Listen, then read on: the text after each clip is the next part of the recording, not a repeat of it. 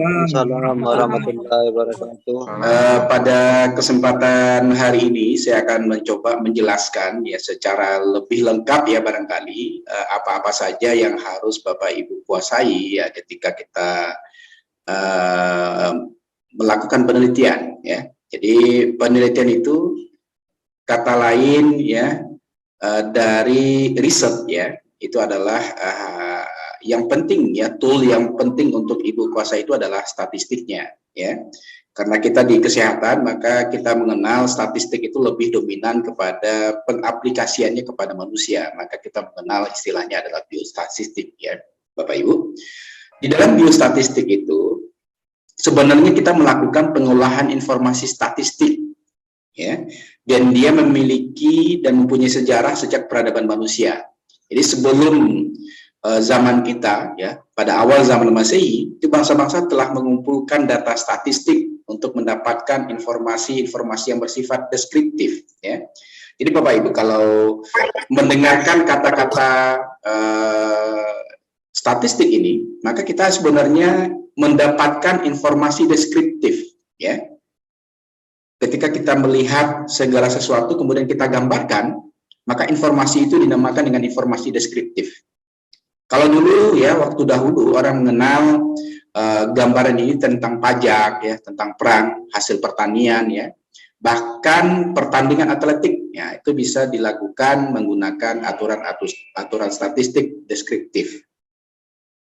Sekarang ya, pada masa sekarang berkembang teori yang dinamakan dengan teori peluang ya, Bapak Ibu ya.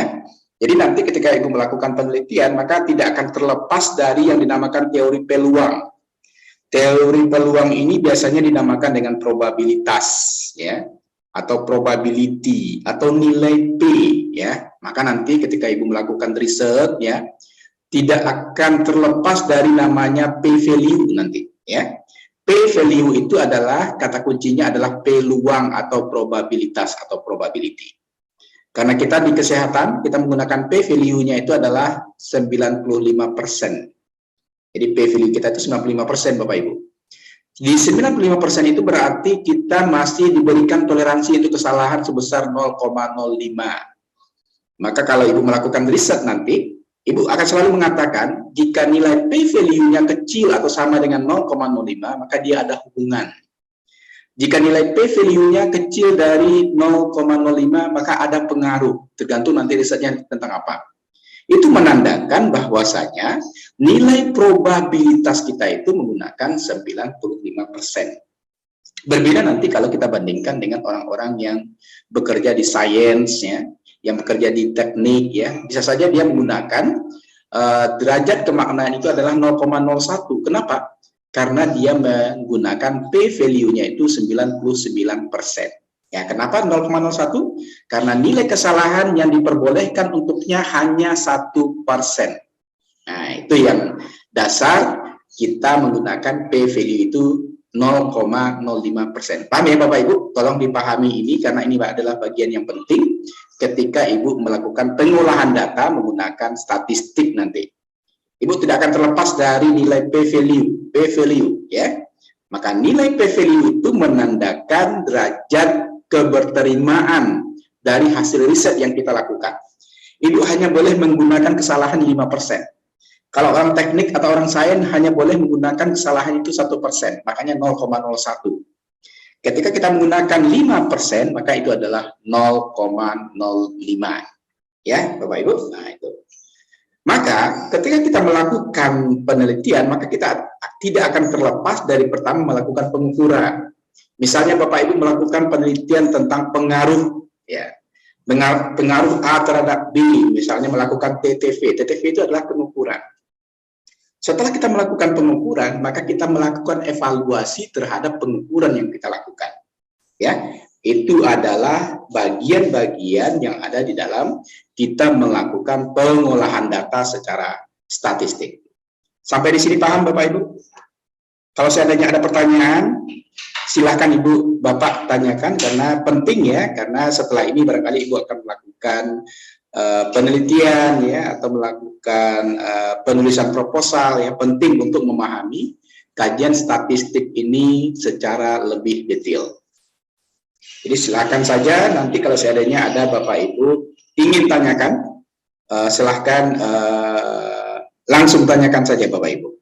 Ya, nanti kita akan coba menjawab ya sesuai dengan kompetensi kita.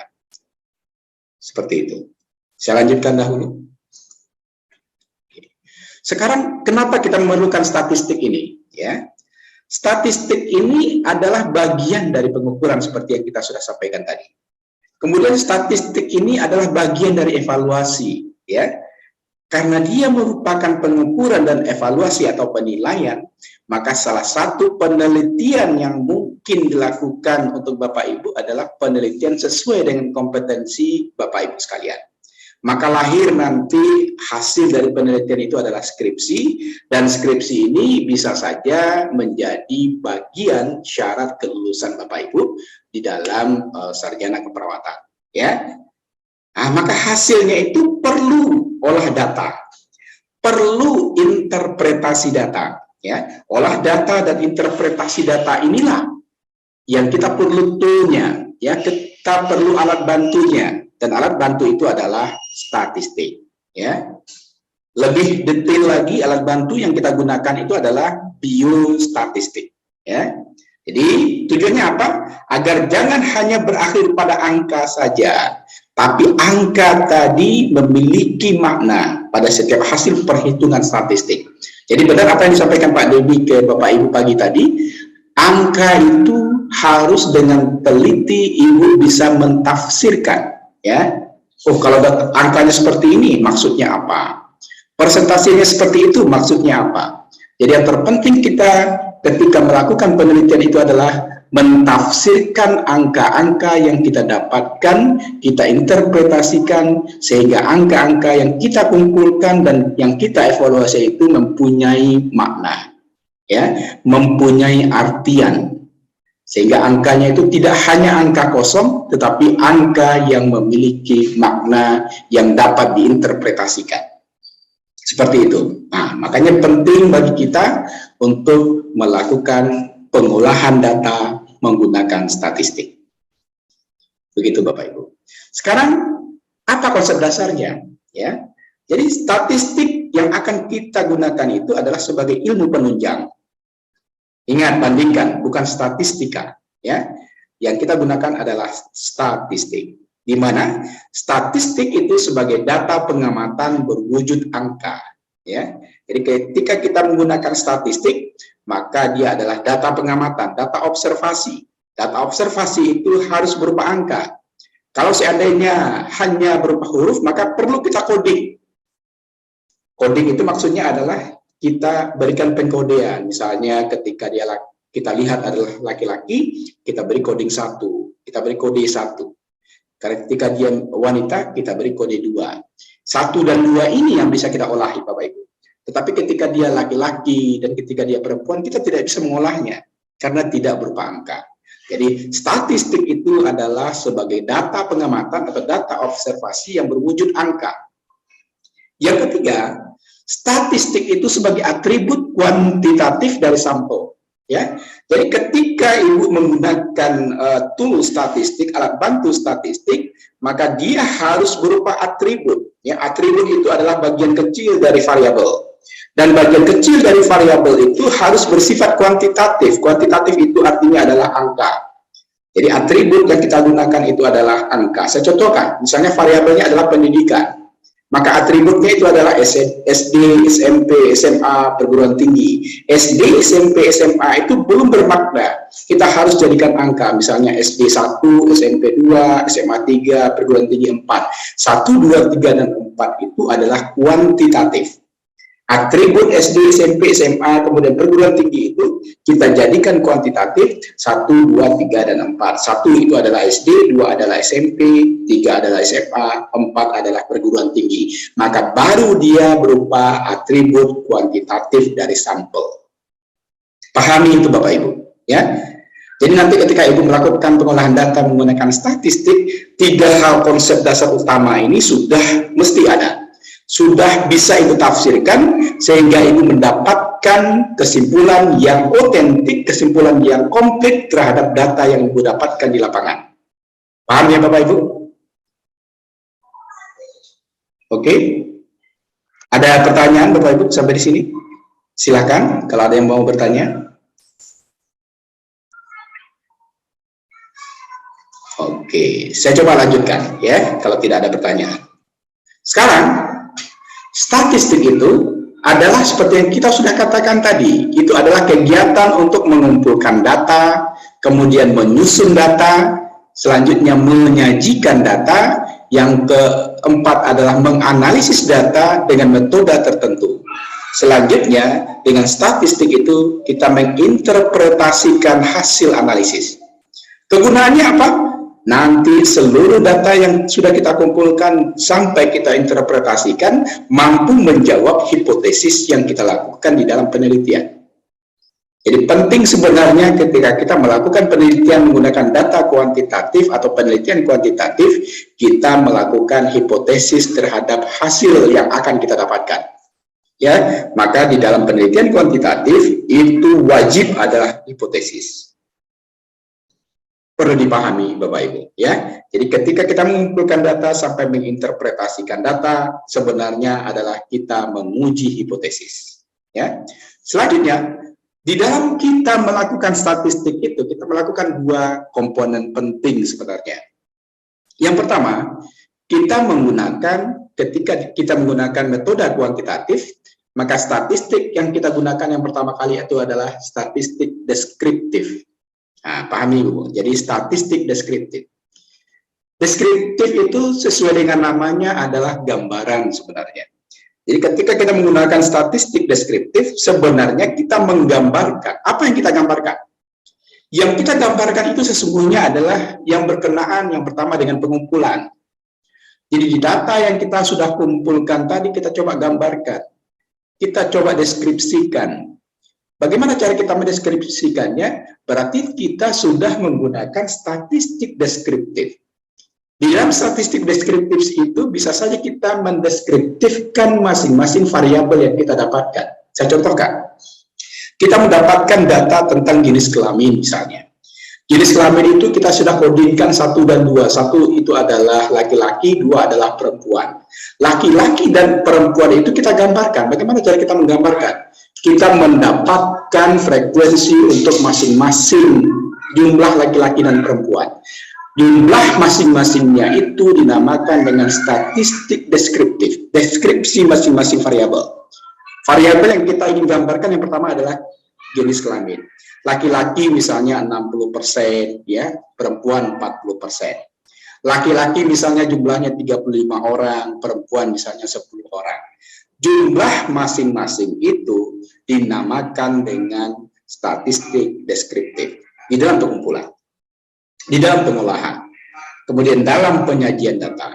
Maka itu adalah bagian atau cara kita melakukan statistik deskriptif untuk masing-masing variabel yang sudah kita dapatkan. Paham sampai di sini Bapak Ibu? Halo? Paham Pak. Paham, oke. Paham Pak. Bagian kedua di dalam statistik itu adalah statistik inferensial, ya. Statistik inferensial ini adalah bagian lanjutan sesungguhnya dari statistik deskriptif, ya. Kalau pertama dia melalui frase A, maka dia melanjutkan ke frase B. Maka kata-kata di sana adalah dan fase B, ya. Artinya apa?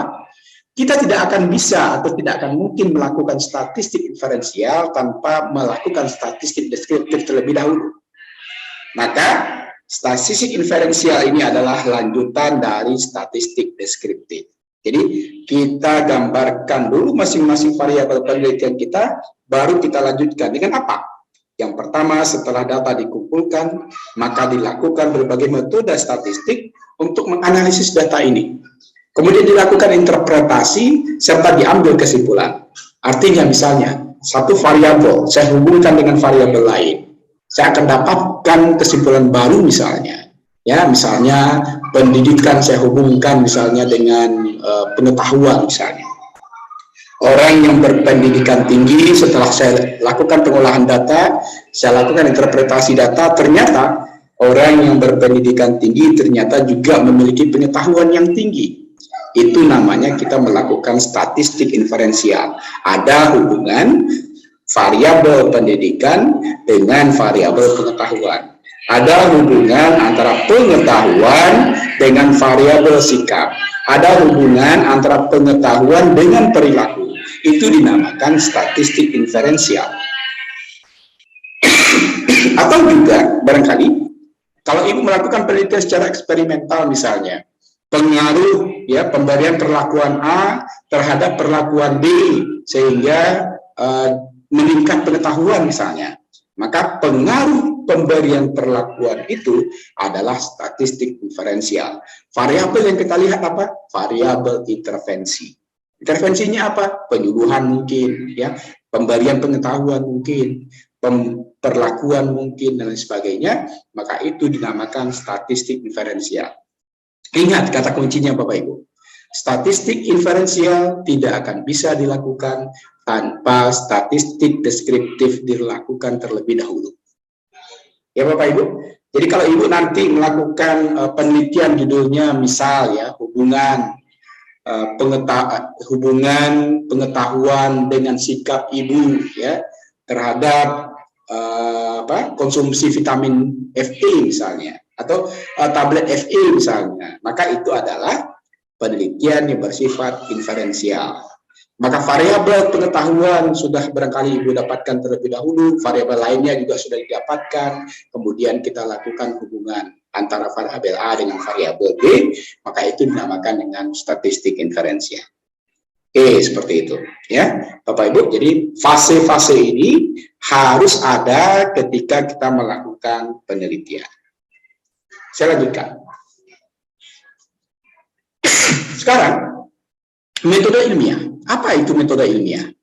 Metode ilmiah itu adalah salah satu cara mencari kebenaran yang bila ditinjau dari segi penerapannya, resiko untuk keliru itu paling kecil. Ya, makanya kita menggunakan yang dinamakan dengan interval kepercayaan, Bapak Ibu. Ketika kita orang kesehatan, maka kita menggunakan interval kepercayaan 95%. Dalam 95% itu kita masih diberikan rentang untuk salah. Rentang untuk salah itu karena kita 95%, maka 100% dikurang dengan 95% itu adalah 5%. Kesalahan yang masih bisa kita lakukan itu hanya 5%. 5% itu adalah derajat kemaknaan yang kalau kita bagi 5/100 itu nilainya adalah 0,05. 0,05 itu dinamakan dengan derajat kemaknaan. Paham ya Bapak Ibu? Jadi dasarnya ketika Ibu mengatakan nanti P value kecil sama dengan 0,05 itu adalah nilai kesalahan yang masih bisa kita lakukan di dalam penelitian kesehatan.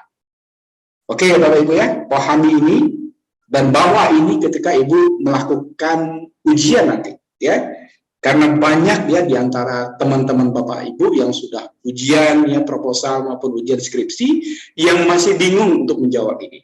Padahal kita melakukan riset kesehatan ya, kita orang kesehatan melakukan riset, maka tentu kita melakukan riset menggunakan kriteria-kriteria atau interval kepercayaan yang diperkenankan di dalam penelitian kesehatan yaitu 95%. Tolong Ibu Bapak pahami ini. Selanjutnya saya lanjutkan, langkah-langkah apa yang kita lakukan di dalam metode ilmiah ini? Yang pertama Bapak Ibu, kita pasti merumuskan masalah terlebih dahulu. Apapun yang akan Ibu lakukan di dalam riset, yang pertama kali cari itu adalah masalah. Ya, bagaimana cara kita mencari masalah ini? Kata kunci dari masalah itu, kalau dalam bahasa asingnya kita namakan adalah contrary to the fact. Ya, segala sesuatu yang berada di lapangan berbeda dari kenyataan yang ada. Kalau saya contohkan seperti ini Bapak Ibu, orang yang memiliki pengetahuan yang tinggi atau orang yang memiliki pendidikan yang tinggi, memiliki pengetahuan yang baik, menurut Ibu masalah nggak di sana? Bapak Ibu? Halo? Bapak Ibu? Ya, Pak. Pak Dominus? Putus, Pak. Putus lagi? Oke. Waduh, padahal saya di kota Padang ini, Bapak Ibu. Saya contohkan ini. Orang yang... Sekarang terdengar nggak Bapak Ibu? Sekarang terdengar Pak Bu Yes, Pak? Bu Yes? Terdengar, Pak. Terdengar ya. Saya coba contohkan ini. Saya sudah katakan bahwasanya ketika kita melakukan penelitian, yang pertama kita cari itu adalah masalah. Masalah itu kata kuncinya adalah segala sesuatu yang berbeda dari kenyataan yang kita temukan di lapangan. Di dalam bahasa asingnya saya katakan, nah istilahnya adalah contrary to the fact. Ya. Kalau saya contohkan, orang yang memiliki pendidikan yang tinggi, kemudian dia memiliki pengetahuan yang baik, menurut Bu Yes itu masalah atau tidak? Bu Yes? Maaf Pak, putus-putus. Mungkin jaringan kami mungkin Pak. Oh, kalau yang lain bagaimana? Karena saya lihat di sini jaringan saya bagus ini. Yang lain Bapak Ibu, terdengar nggak masalah yang saya sampaikan, Pak Domingus? Ya, kadang jelas, Pak. Kadang putus-putus, Pak. Oh, Putus-putus Pak. padahal saya di Kota Padang sekarang ini, dan saya menggunakan Telkomsel ini. Bukan Bapak yang salah. Kami sini, Pak. Gimana Bapak? Gimana Bu? Dari pagi tadi. semalam, Pak. Error.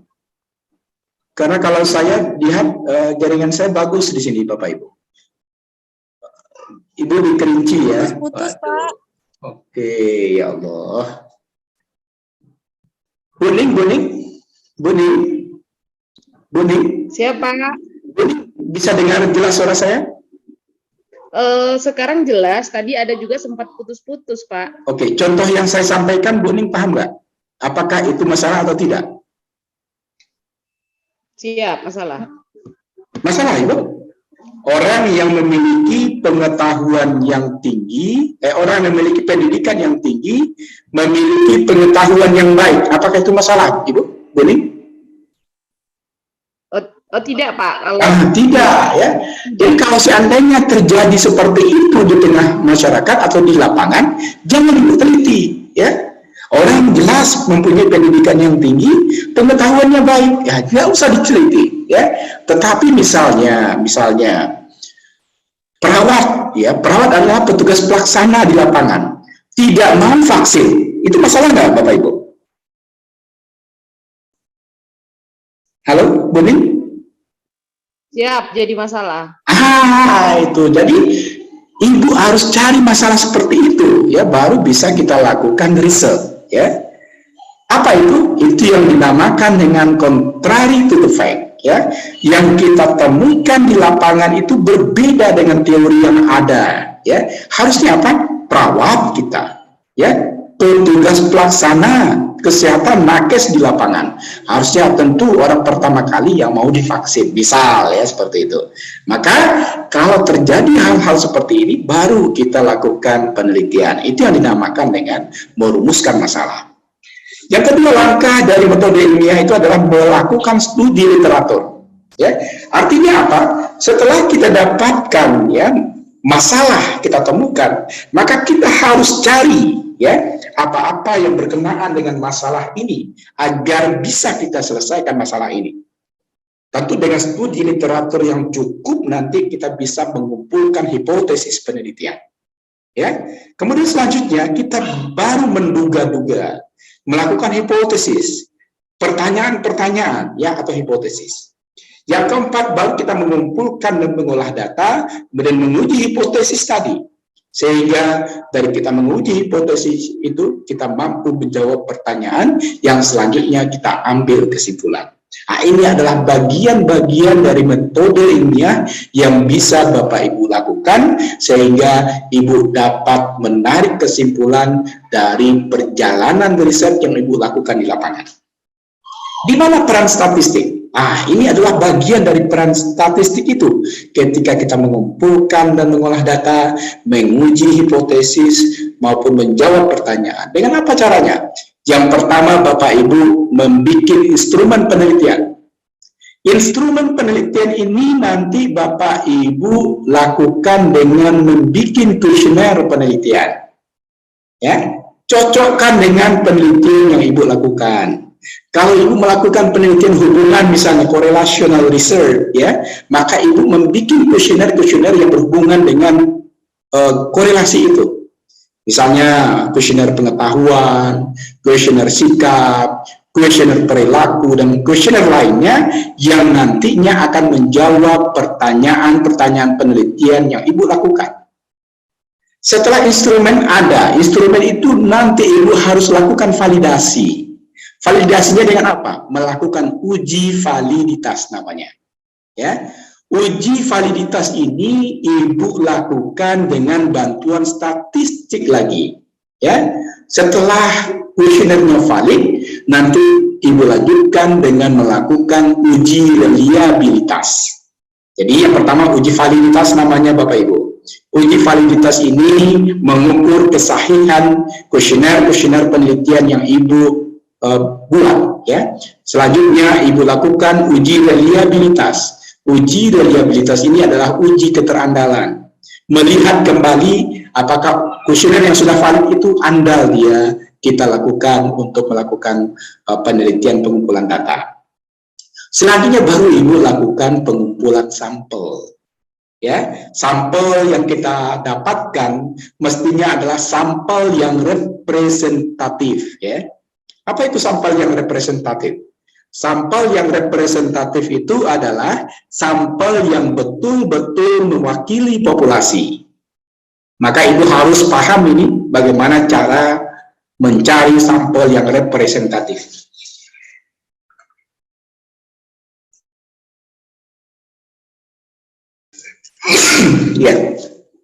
Ya, sampel yang representatif. Sampel yang betul-betul mewakili populasi. Artinya apa Bapak Ibu?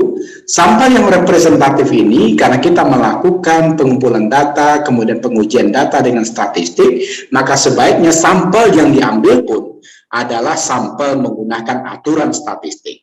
Ada rumus-rumus yang kita harus dapatkan agar sampel itu didapatkan dengan sangat representatif. Selanjutnya sifat data Bapak Ibu. Sifat data ini penting. Ketika misalnya Ibu lakukan suatu pengambilan variabel, maka harus ada sifat datanya. Apakah data itu bersifat ordinal, apakah data itu bersifat nominal, apakah data itu bersifat rasio dan lain sebagainya. Itu penting kita lihat. Kemudian datanya itu juga harus Bapak Ibu klasifikasikan. Apakah datanya itu hanya data bersifat angka saja, atau sifatnya hanya huruf saja, atau perlu pengkodingan dan lain sebagainya. Itu penting Ibu tafsirkan dari awal. Ya. Selanjutnya Ibu lihat variabel-variabel penelitian yang kita lihat. Ya, misalnya tadi kita ada variabel pengetahuan, ada variabel pendidikan, ada variabel sikap, ada variabel lainnya, maka penting melihat bagian-bagian variabel itu dan apa uji yang akan kita lakukan dari variabel-variabel yang akan kita riset tadi. Selanjutnya kita lihat juga metode analisisnya. Kalau seandainya riset kita adalah riset eksperimental misalnya, tentu uji-uji yang paling tepat kita lakukan adalah uji-uji untuk penelitian eksperimental juga. Ya, di antaranya mungkin akan ada uji T, ya, akan ada uji ANOVA, ya, akan ada uji Z dan lain sebagainya. Maka di sini penting ya untuk Bapak Ibu kuasai bagaimana peran statistik untuk menyelesaikan semua permasalahan yang Ibu dapatkan ketika Ibu melakukan penelitian di lapangan. Ya, mudah-mudahan Bapak Ibu paham bagian ini ya, karena bagian ini sangat penting sekali. Kalaupun nanti Bapak Ibu tidak paham, karena ini saya record ya, saya rekam, nanti saya akan bisa sampaikan lagi kepada Bapak Ibu untuk Bapak Ibu bisa pahami kembali ya bagian-bagian yang barangkali tidak paham ya, agar bisa Ibu ulang-ulang kembali nanti. Saya lanjutkan terlebih dahulu.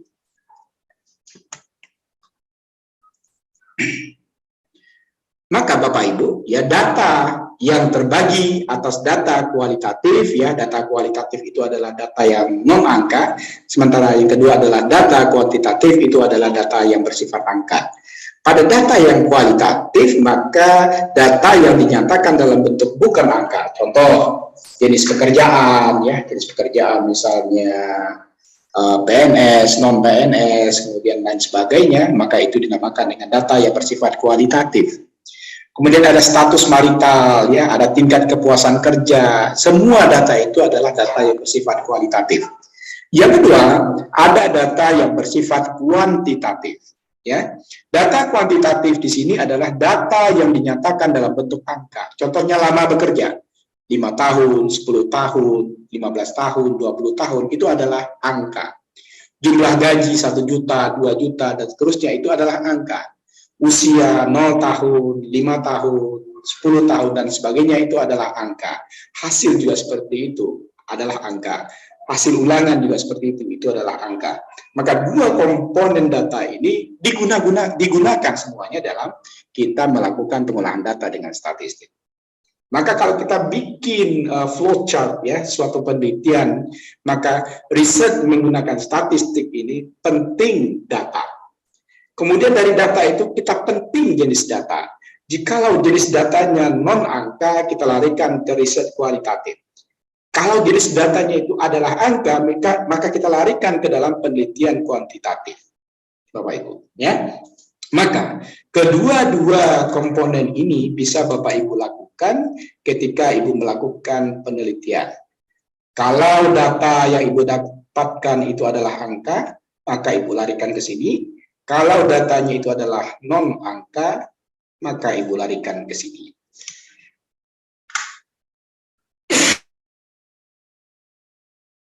Tapi Bapak Ibu, kebanyakan riset kita, karena riset kita di kesehatan itu banyak berupa angka, maka kebanyakan riset yang kita lakukan di dalam penelitian kesehatan itu adalah riset kuantitatif. Ya, maka interval paling tinggi, ya, karena Ibu harus paham, ya, skala data itu ada 4, ya, ada nominal, ada ordinal, ada interval, ya, ada interval, dan ada rasio, ya. Untuk penelitian kuantitatif itu, maka skala yang kita gunakan adalah 2 skala tertinggi. Yang pertama adalah interval, yang kedua adalah rasio. Sementara untuk penelitian yang bersifat non angka, data yang skala yang kita gunakan adalah skala paling rendah nominal, dan skala kedua adalah skala nominal. Nah, ini penting Bapak Ibu pahami ketika Ibu sudah melakukan pengumpulan data yang akan kita olah menggunakan aturan-aturan statistik.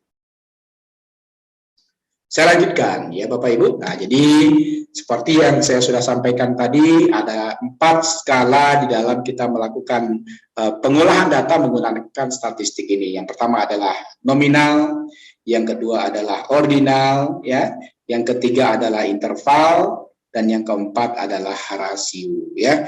Bagaimana definisinya barangkali nanti Bapak Ibu bisa baca di bagian ini nanti, karena akan saya bagikan kepada Bapak Ibu, dan mudah-mudahan Bapak Ibu bisa memahami bagian keempat, ya, klasifikasi atau pengelompokan dari data ini. Oke, saya lanjutkan Bapak Ibu. Di dalam penelitian kita, ya, atau di dalam pengolahan data yang kita lakukan di dalam statistik, kita menggunakan 2 parameter, Bapak Ibu. Namun sebelumnya parameter itu apa? Ya, parameter itu adalah berdasarkan parameter yang ada, ya. Statistik itu dibagi menjadi 2, ya. Yang pertama kita mengenal dengan statistik parametrik. Apa itu statistik parametrik? Statistik parametrik itu adalah yang berhubungan dengan inferensi statistik, berarti dia merupakan lanjutan dari penelitian deskriptif. Dia menggunakan inferensi statistik atau statistik inferensial yang membahas parameter-parameter populasi. Di antaranya adalah jenis, data, interval, atau rasio. Kemudian dia juga membahas tentang distribusi data normal atau mendekati normal. Yang penting Bapak Ibu untuk melihat, ya, data yang kita kumpulkan itu kita melihat apakah data kita itu bersifat normal atau tidak normal.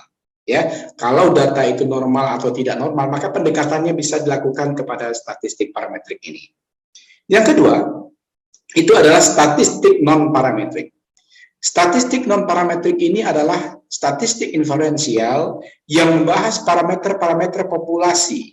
Di antaranya adalah jenis datanya adalah nominal dan ordinal. Kemudian distribusi datanya tidak diketahui atau tidak normal. Jadi kalau ibu bapak ya temui data, setelah kita lakukan cross check data menggunakan misalnya nanti software SPSS ya, kita dapatkan ternyata datanya tidak normal. Maka bisa saja statistik yang kita gunakan non parametrik. Ya, artinya kita tidak melakukan pengujian statistik parametrik, Bapak Ibu. Jadi jangan paksakan harus parametrik. Kalau seandainya data kita itu tidak berdistribusi normal, maka lakukan pengetesan atau pengujian data itu menggunakan statistik non-parametrik. Mudah-mudahan Bapak Ibu bisa memahami ini ya dengan sangat baik. Jadi jangan paksakan ya kalau seandainya data kita itu tidak berdistribusi normal. Kalau dia berdistribusi normal ya silahkan kita menggunakan statistik parametrik. Tetapi kalau data kita itu tidak normal, maka jangan paksakan mengujinya atau melakukan analisisnya menggunakan statistik parametrik. Lakukanlah statistik non parametrik. Tidak ada masalah itu. Ya. Selanjutnya, Bapak Ibu, inilah kira-kira jumlah variabel yang berdasarkan pembagian ya ketika kita sudah melakukan analisis data menggunakan statistik. Ketika variabel sudah kita dapatkan, maka analisis yang bisa kita lakukan, yang pertama itu adalah analisis univariat namanya. Analisis univariat itu maksudnya adalah hanya ada satu pengukuran atau variabel untuk n sampel atau beberapa variabel, tetapi masing-masing variabel itu dia analisis sendiri-sendiri. Contoh ini saya contohkan. Ibu melakukan riset, ya penelitian. Kemudian ibu dapatkan data diantaranya adalah data pekerjaan, ya, data pendidikan, kemudian data data pengetahuan, kemudian data sikap, data perilaku. Tetapi ketika ibu melakukan analisisnya satu-satu, maka hasil analisa data itu dinamakan dengan analisa univariat. Misalnya, ibu bikinkan distribusi frekuensi pekerjaan responden, misalnya. Maka pekerjaan itu buatkan ada PNS, non PNS dan lain sebagainya. Maka masing-masingnya itu ibu tampilkan secara tunggal. Maka data seperti itu dinamakan dengan analisis univariat. Yang kedua, kita mengenal jumlah variabelnya itu banyak. Kemudian masing-masing variabelnya itu misalnya ibu hubungkan. Atau masing-masing variabel itu ibu lihat pengaruhnya. Maka analisis data tersebut dinamakan dengan analisis bivariat. Contoh di sini, korelasi motivasi dengan pencapaian akademik. Ya, maka apa hubungan antara motivasi dengan pencapaian akademik? Apa hubungan antara pendidikan dengan pengetahuan? Apa hubungan antara pengetahuan dengan sikap? Apa hubungan antara pekerjaan dengan pendidikan? Maka semua yang kita hubungkan itu dinamakan dengan analisis bivariat. Apa pengaruh pengetahuan sebelum dan sesudah dilakukan penyuluhan? Maka itu dinamakan analisis bivariat. Kalau analisisnya sangat banyak, maka analisis itu dinamakan dengan analisis multivariat. Apa maksudnya ini? Dua atau lebih pengukuran atau lebih variabel untuk n sampel, di mana analisis antar variabel dilakukan bersamaan. Contoh, ya, pengaruh motivasi terhadap pencapaian akademik yang dipengaruhi oleh faktor latar belakang pendidikan orang tua, faktor sosial ekonomi, faktor sekolah, maka ini dinamakan dengan analisis multivariat. Nah, kenapa dia multivariat? Kita melihat pengaruh motivasi terhadap pencapaian akademik. Tetapi bagian dua ini dipengaruhi lagi oleh latar belakang pendidikan orang tua, faktor sosial ekonomi, dan faktor sekolah. Sekian banyak faktor yang mempengaruhi dua variabel di atas, maka analisis seperti ini dinamakan dengan analisis multivariat. Nah, jadi memang Bapak Ibu harus pahami bagian-bagian ini, sehingga nanti ketika Ibu melakukan penelitian di lapangan, Ibu paham, oh ini analisisnya univariat. Kenapa? Karena dia hanya tunggal analisisnya, tidak dihubungkan dengan variabel lain, atau banyak pun misalnya variabelnya, tetapi eksekusinya hanya untuk satu-satu variabel yang sudah didapatkan.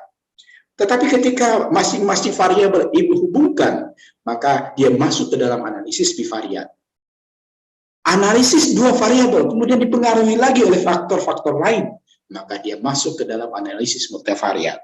Ya, jadi silahkan nanti ya kemana bagian atau tujuan riset Bapak Ibu nanti sesuaikan dengan bagian-bagian ini sehingga Ibu bisa menentukan ini adalah analisis univariat, ini adalah analisis bivariat, dan ini adalah analisis multivariat. Mudah-mudahan Bapak Ibu bisa memahami bagian ini. Saya coba lanjutkan ya. Ini saya contohkan Bapak Ibu. Tadi saya sampaikan ya, ketika Ibu sudah melakukan pengumpulan data, kemudian Ibu sudah melakukan tool ya penggunaan statistik sehingga Ibu dapatkan suatu hasil penelitian yang Ibu sajikan dalam bentuk tabel seperti tabel 11 ini. Ini kita contohkan bidang pekerjaan berdasarkan latar belakang pendidikan. Pekerjaannya ada sebagai administrasi perkantoran, ada personalia produksi ya, administrasi personalia, kemudian produksi, ada marketing, ada keuangan. Itu adalah bidang pekerjaan. Ini satu variabel Bapak Ibu. Kemudian ada variabel lain pendidikan. Ada SMU, ada akademi, ada sarjana ini. Ada 3 pendidikan. Berarti kita membandingkan atau menghubungkan administrasi personalia 1, kemudian personalia produksi 1, ada marketing 1, ada keuangan 1. 1, 2, 3, 4 ya. 4 atribut ya di dalam bidang pekerjaan sebagai variabel, 4 atributnya. Kemudian di pendidikan ada 3 atributnya. Ada SMA, ada akademi, kemudian ada sarjana ya. Kita ingin melihat hubungan ini ya. Di dalam tabel ini kita melihat hubungan. Apa sih hubungan bidang pekerjaan itu dengan pendidikan? Maka cara membaca terbaik gitu ya Bapak Ibu ya. Maka Ibu lihat dari jumlah dari jumlah bidang pekerjaan itu berapa? Kemudian dari jumlah pendidikan itu berapa? Kalau mau kita totalkan ya, yang SMU saja itu ada 10 orang, ya, akademi itu ada 30 orang. Yang sarjana ada 35 orang. Maka biasanya yang kita analisis itu adalah bagian paling banyak Bapak Ibu. Ya, maka di pendidikan terbanyak itu adalah pada sarjana. Ya, itu data yang kita dapatkan. Kemudian dari bidang pekerjaan mana yang paling banyak? Administrasi itu ada 15 orang, ya. Personalia ada 8 orang. Di produksi ada 12 orang, di marketing ada 27 orang, di keuangan ada 13 orang. Artinya yang dominan di bidang pekerjaan itu adalah marketing. Tetapi sarjana paling banyak ya di pendidikan. Maka bisa kita lihat ya, orang di marketing itu kemudian sarjana 11 orang ya. Jadi kalau mau kita mengkata-katai hasil penelitian ini, maka bisa kita lihat pada jumlah tertinggi itu adalah di marketing 27 orang, kemudian di sarjananya itu adalah 35 orang. Artinya apa? Kalau Ibu mau mengata-ngatai nanti, maka yang sarjana itu lebih dominan di bekerja sebagai marketing seperti itu, Bapak Ibu. Dalam penelitian yang dilakukan oleh tabel ini ya dari hasil penelitian ini. Maka kalau Ibu lihat di grafik seperti ini dinamakan dengan analisa univariat. Kalau ini dinamakan dengan analisa bivariat. Ya, kalau ini kita lihat di bidang pekerjaan itu ada administrasi, ada personalia, ada produksi, marketing, keuangan. Maka yang dominan kalau kita lihat gambarnya ini adalah bagian produksi seperti ini. Ya, kalau kita lihat gambar saja ini, kita tidak lihat bagaimana persentasenya. Ya, kalau kita lihat gambar grafik pie ini grafik pie namanya, maka yang dominan itu adalah yang produksi. Maka ini adalah analisa univariat dan ini adalah analisa bivariat seperti itu. Oke, bagaimana cara kita membuat tabel? Ya, tabel yang ada di dalam kita melakukan penelitian itu kita mengenal ada tabel univariat namanya. Ya, tabel univariat itu adalah maksudnya adalah kita mengeksekusi tabel hanya untuk satu variabel. Ya, kalau ini tabel ini dinamakan dengan crosstab, ya, tabel silang atau tabulasi silang, di mana tabel itu adalah dia memberikan informasi secara rinci, ya, terdiri atas kolom dan baris, ya. Maka tabel ini ada kolom, kemudian ada baris. Pada kolom pertama itu biasanya ada label, misalnya judul tabel 11 misalnya tabulasi silang antara A dengan B seperti itu. Kemudian di kolom kedua dia berisi N frekuensi atau label. Kemudian di tabel selanjutnya juga ada baris. Jadi ini namanya kolom Bapak Ibu, ya. Jadi bagian ini dinamakan dengan kolom, ya. Ini kolom, ya. Ini kolom, ini kolom. Bagian ini dinamakan dengan baris, ya. Ini baris, ini baris, ini baris, ya. Kenapa tabelnya seperti ini? Maka tabel ini dinamakan dengan cross tab, ya, cross tab atau tabel silang, ya, Bapak Ibu. Ini dinamakan dengan tabel silang.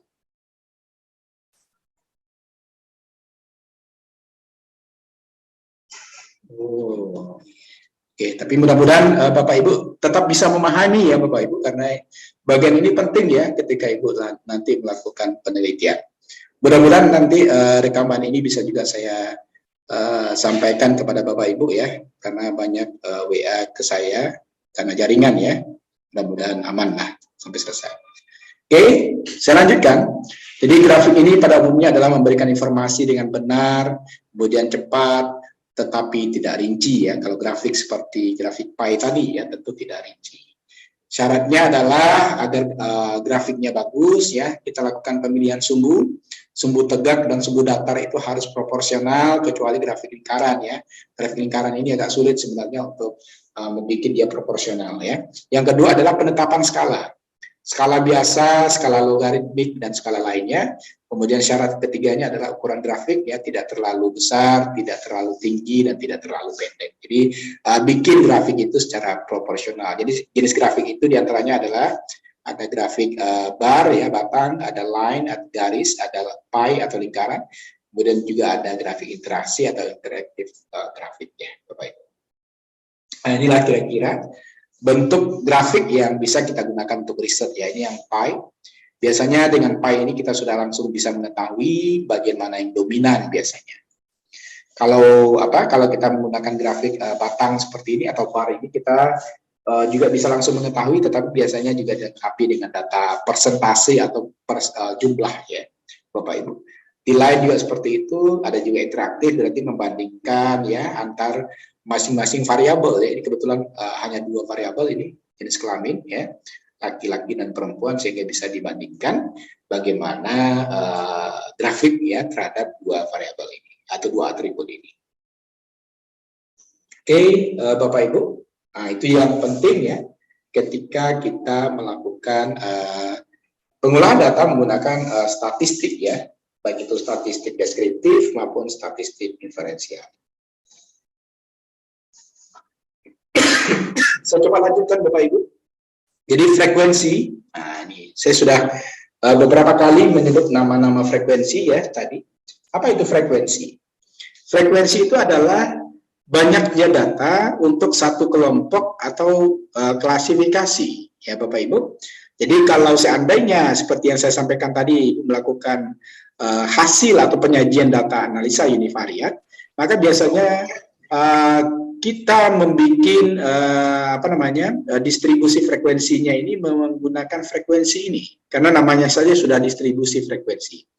Misal ya saya bikin di sini pengetahuan responden misalnya ya, pengetahuan responden. Maka di sini saya bikin tinggi, rendah ya, tinggi rendah saja. Maka di sini ada nilai F ya. F ini adalah frekuensi. Misalnya di sini ada 10, di sini ada 15. Maka jumlahnya adalah 25. Ini artinya apa? Ini artinya adalah pengetahuan responden disajikan dalam bentuk analisa univariat ya. Pengetahuan responden disajikan dalam bentuk analisa univariat. Ya, analisanya bagaimana? Untuk pengetahuan tinggi itu 10%, 10 orang ya. Untuk yang rendah itu adalah 15 orang. Artinya dominan di sini pengetahuannya adalah rendah, seperti itu. Jadi Bapak Ibu, dengan kita melakukan analisis univariat, sebenarnya kita sudah bisa melakukan kesimpulan awal ya terhadap masing-masing variabel yang kita dapatkan. Tetapi kalau Ibu Bapak ingin melakukan analisis lebih lengkap, kita tidak bisa hanya menyampaikan analisis univariat saja. Harus kita lanjutkan dengan analisis inferensial namanya. Tidak hanya univariat saja, tetapi harus dilanjutkan dengan analisis bivariat, harus dilanjutkan dengan analisis multivariat, agar semua kesimpulan yang kita dapatkan dapat dijustifikasi, dapat diketahui benar atau tidak, dapat dijelaskan kebenaran atau ketidakbenarannya. Sehingga semakin lengkap kita melakukan analisis, maka semakin baik hasil yang kita bisa sampaikan kepada orang lain, sehingga orang paham dengan hasil penelitian yang kita lakukan. Begitu Bapak Ibu. Ya. Ini saya contohkan pendidikan ini. Pendidikan S1 misalnya 62 orang, ya. S2 misalnya 19 orang. S3 misalnya 9 orang. Maka saya bisa menganalisis di bawahnya. Nah, pendidikan responden dominan adalah S1 sebanyak 62 orang. Nah, itu kan sudah merupakan suatu kesimpulan. Tapi kesimpulannya baru kesimpulan awal. Karena analisis yang kita dapatkan baru analisis univariat. Begitu Bapak Ibu.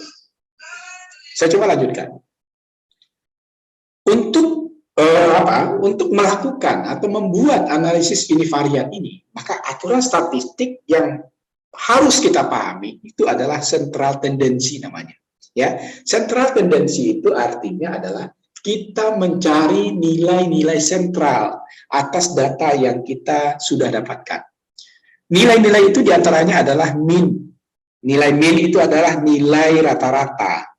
Nilai yang kita dapatkan, yang kita bisa analisis itu adalah modus. Ya. Modus itu adalah nilai yang paling sering muncul. Nilai yang bisa kita olah itu diantaranya adalah nilai median. Median itu adalah nilai tengah. Nilai yang bisa kita olah diantaranya itu adalah standar deviasi. Ya, semuanya itu tergabung ke dalam central tendency namanya. Ya Bapak Ibu ya, itu dinamakan dengan central tendency. Nah, kita lihat yang pertama, distribusi frekuensi. Apa itu distribusi frekuensi? Distribusi frekuensi itu adalah mengelompokkan data interval atau rasio dan menghitung banyak data dalam satu kelompok atau klasifikasi. Bapak Ibu tidak akan pernah melakukan penghitungan data tunggal karena kita akan dihadapkan nanti oleh banyaknya sampel. Ibu tidak akan pernah kecuali penelitian eksperimen ya, menggunakan sampel itu misalnya 10 orang, jarang ya, kecuali penelitiannya eksperimen ya. Apalagi untuk kasus-kasus yang langka, HIV misalnya, kusta misalnya, itu baru terbatas ya. Tetapi kalau seandainya kasus-kasusnya masih kasus-kasus yang umum ya, misalnya TB, diare, pemberian perlakuan, nah itu kalau sedapat mungkin jangan kecil sampelnya. Maka sampelnya itu harus ada batas minimal ya. Ingat ya Bapak Ibu ya, kalau hubungan itu batas minimal ya, sesuai dengan standar riset itu adalah 30 orang responden ya Bapak Ibu. Nah, bagaimana caranya nanti Ibu Bapak Ibu bisa melakukan pengambilan sampel menggunakan aturan statistik menggunakan interval kepercayaan 95%. Itu minimal itu adalah 30 orang responden Bapak Ibu. Sekarang kita lanjutkan, untuk distribusi frekuensi, maka kita disuruh untuk mencari data yang berkelompok, data yang terklasifikasi. Ya, untuk data yang terklasifikasi ini, maka kita membuat distribusi frekuensi. Ya, ada 2 langkah utama di sini. Yang pertama kita mencari sebaran atau rank, yakni selisih antara data paling besar dengan data paling kecil. Ya, Bapak Ibu. Nah, ini kita contohkan ini ya. Data usia di sini. 20, 21, 22 sampai dengan umur 35 tahun. Maka kita lihat data terbesar pasti usia 35 tahun.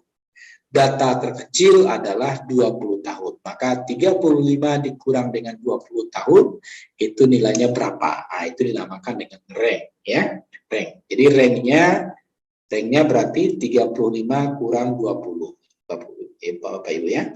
Jadi ranknya adalah 35 dikurang dengan 20. Berarti nilai di sini adalah berapa Bapak Ibu? 15 ya. Ranknya adalah 15. Ini maaf ini ada yang salah nih, 35 kurang 20 sama dengan 15 ya. 15. Yang kedua, langkah kedua adalah menentukan banyak kelas ya. Banyak kelas itu rumusnya adalah 1 tambah 3,3 log n ya. N ini adalah banyak data. Berapa banyak data kita di sini? 1, 2, 3, 4, 5, 6, 7, 8, 9, 10, 11, 12, 13, 14 ya. Maka itu adalah banyak data kita. Berarti 1 tambah 3,3 log 7. Cari log 7 berapa? Maka Ibu bisa nanti dapatkan. Atau ini ternyata usianya ada frekuensinya Bapak Ibu, maka tentu kita harus jumlahkan bagian ini. Ya, berapa jumlah frekuensi ini? Mungkin barangkali nanti Ibu bisa latihan menjumlahkan ini 5 tambah 6, tambah 13, tambah 4, tambah 7, tambah 7, tambah 7, tambah 5, tambah 3, tambah 4, tambah 15, tambah 3, tambah 5, tambah 1. Kalau di sini katanya nilainya itu adalah 7 ya. Nanti silakan Ibu buktikan. Dengan jumlahkan ini, maka itu adalah banyaknya data ya, banyaknya data ya. Katanya di sini nilainya adalah 7. Maka kalau kita lihat intervalnya, P ini adalah interval, menentukan panjang kelasnya, maka 15 dibagi 7, ini bukan 16 ya, tapi 15 dibagi dengan 7, ya sama-sama 2 lah, ya 2, sekian. Kita bulatkan menjadi 2. Maka kita dapatkan rentangnya 2. Berarti 20, 20, 21, 22, 23, itu rentangnya Bapak Ibu. Ya, 24, 25, 26, 27, 28, 29, 30, 31, 32, 33, 34, 35. Maka itu adalah panjang kelas ya, atau interval ya. Boleh Ibu beri namanya panjang kelas ya, bisa juga kita beri nama dengan interval, silahkan. Maka kita bisa membuatkan data distribusi frekuensi mengikuti kelompok usia responden. Jadi 20, 21 itu adalah 11 ya, 22, 23 itu adalah 17 ya, 24, 25 itu adalah 14, 26, 27 itu adalah 12 dan seterusnya. Sehingga data yang sudah kita kelompokkan seperti ini dinamakan dengan data berdistribusi frekuensi, Bapak Ibu. Ya, mungkin barangkali nanti Bapak Ibu bisa latihan ya. Nanti slide ini saya kirim ke Bapak Ibu ya. Mudah-mudahan Ibu bisa melakukan sehingga analisa univariat berdasarkan kelompok usia ini bisa Bapak Ibu pahami. Setelah itu ya tentu Bapak Ibu bisa melakukan analisis selanjutnya ya, misalnya mencari lanjutannya ya, kemudian juga mencari membuat grafiknya ya. Ini grafik poligon ya. Kalau Ibu gunakan Excel ini gampang sekali, ini dia sudah otomatis membuat titik-titik titik-titik tengah ya. Ini kan 2021 ini titik tengahnya 20,5 ya. 22 dan 3 itu titik tengahnya 22,5. Cara mencarinya gampang. 21 tambah 20 bagi 2. 23 tambah 22 bagi 2. 25 tambah 24 bagi 2. Ya, jumlahnya di bagian kanan ini. Maka titik-titik itu Ibu temukan sehingga Ibu akan dapatkan grafik yang dikenal dengan grafik poligon namanya. Ya, grafik poligon ini sebenarnya adalah grafik garis ya, grafik garis. Oke. Selanjutnya, sentral tendensi yang kita lihat ya ketika kita mengkaji statistik deskriptif itu adalah nilai rata-rata atau mean ya. Nilai rata-rata itu adalah suatu bilangan yang bertindak mewakili sekumpulan bilangan ya. Misalnya kalau dia berupa data tunggal, maka kita mengenal rumusnya sigma xi per n ya. Jadi untuk data tunggal x-nya itu adalah sigma xi per n ya. Kalau datanya berkelompok, maka kita menggunakan x rata-rata itu adalah sigma fi kali xi per sigma f ya. Dua hal ini wajib Ibu pahami ini, Bapak Ibu pahami ya. Ini untuk data tunggal, ini untuk data berdistribusi frekuensi. Nanti barangkali Ibu tidak akan menggunakan ini ya, tidak menggunakan ini, tetapi Ibu bakal menggunakan ini ya untuk mencari nilai rata-rata untuk data yang berdistribusi frekuensi. Seperti itu Bapak Ibu. Oke, nanti barangkali kita akan coba berlatih ya. Suara saya masih masih putus-putus atau sudah jelas Bapak Ibu? Jelas Pak, jelas. Jelas ya? Jelas, Pak. Alhamdulillah ya. Maka nanti saya sampaikan Ibu bakal banyak menggunakan bagian ini nanti ya untuk melakukan analisis menggunakan statistik yang akan kita lakukan untuk penelitian. Jarang menggunakan ini ya. Maka kalau cara menghitungnya seperti yang ada di sini, kita membutuhkan nilai tengah nih Bapak Ibu. XI ya, ini misalnya XI-nya 70, ini 63, ini 85, frekuensinya sekian, maka kita kalikan XI kali FI, ini kali ini kali ini kali ini, kemudian kita jumlahkan. Maka karena rumusnya adalah seperti yang kita sampaikan tadi, rumusnya adalah sigma FI kali XI, maka ini kita jumlahkan 695 dibagi dengan sigma F. Sigma F-nya itu adalah 10. Nah, maka 695 dibagi 10 sama dengan 69,5. Ini dinamakan dengan nilai rata-rata untuk data berdistribusi frekuensi. Nah, itu dia. Nanti semuanya ini akan gampang Bapak Ibu kalau nanti kita akan lanjutkan dengan aplikasinya dengan penggunaan software SPSS. Tetapi SPSS saja Ibu lakukan tanpa Ibu pahami ini, ujian kacau Bapak Ibu. Ya. Jadi satu sama lain harus saling melengkapi. Ibu memahami ini dengan sangat baik, nanti luaran hasil dengan SPSS itu bisa dibaca dan bisa diinterpretasikan dengan sangat baik. Kenapa? Karena Bapak Ibu paham dengan ini. Ya.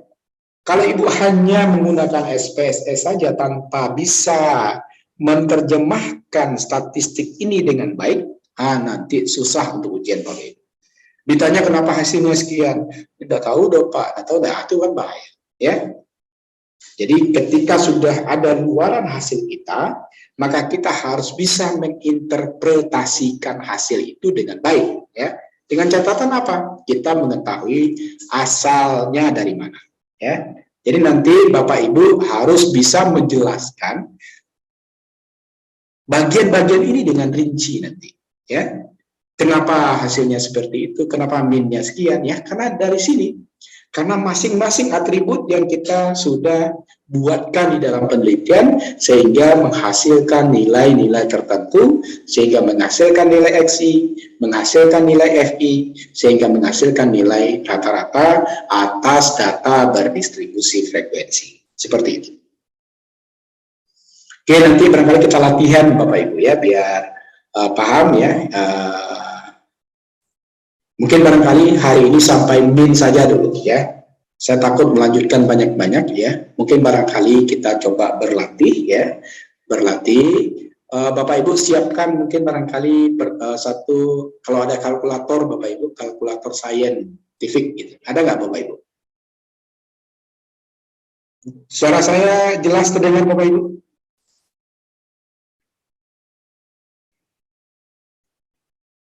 Suara saya jelas terdengar? Bapak Ibu? Mulai putus-putus, Pak. Aduh, putus-putus lagi. Oh. Saya kok Lampu curiga. mati dikerinci, Pak. Oh, ya Allah. Ya, kita coba berdamai saja ya dengan jaringan ini terlebih dahulu.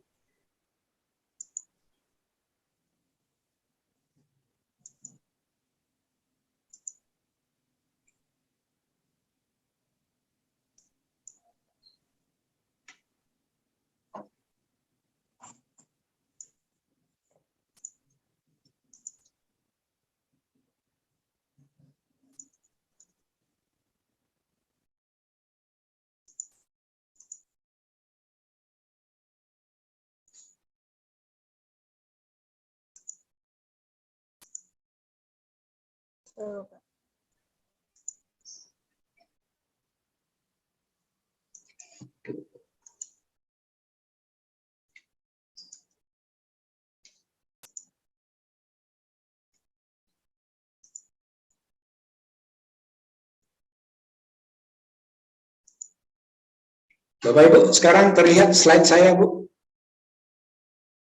Bu Nenglis, Bu Neng. Terlihat Pak. Terlihat ya? Apa yang terlihat di slide saya, Bapak Ibu? Kosong Pak. Kosong ya, karena kita berlatih ini, Bapak Ibu. Bu Yes, bukunya sudah di depan, Bu Yes. Udah, Pak. Kalkulator sudah ada, Bu Des? Kalkulator sudah ada? Belum, Pak. Belum, ayo coba siapkan dulu kalkulator. Saya coba bikin soal di Bapak Ibu. Jadi kita coba bikin distribusi frekuensi umur mahasiswa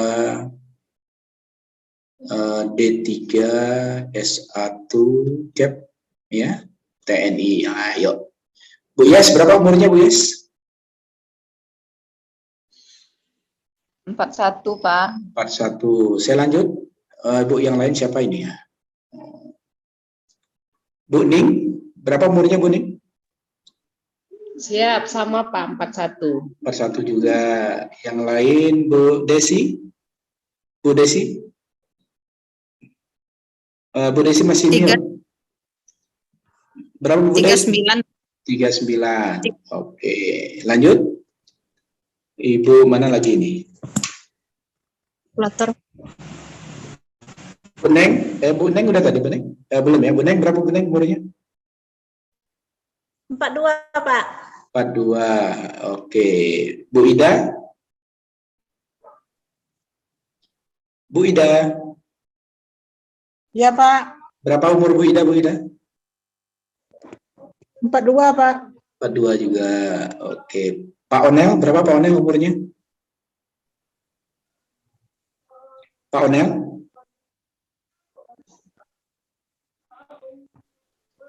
Empat puluh, Pak. 40. Oh. Pak Kindra?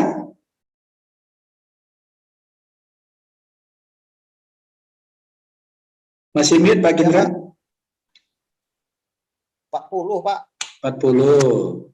Kayaknya memang jaringan di Kerinci ini susah ya Bapak Ibu ya. Aduh, ya Allah. Jaringan kadang lelet, Pak. Ya Allah. Di malam tadi, Pak. Bu Titin berapa umurnya? 35, Pak. Wah, ini paling muda Bu Titin ya, 35. Bu Serli? 31, Pak. Oh, nggak jadi Bu Titin, nggak ada Bu Serli ini. Bu Elvira paling muda ya? Ya, Pak. Berapa Bu Elvira? 26. 7, Pak. 27, Pak.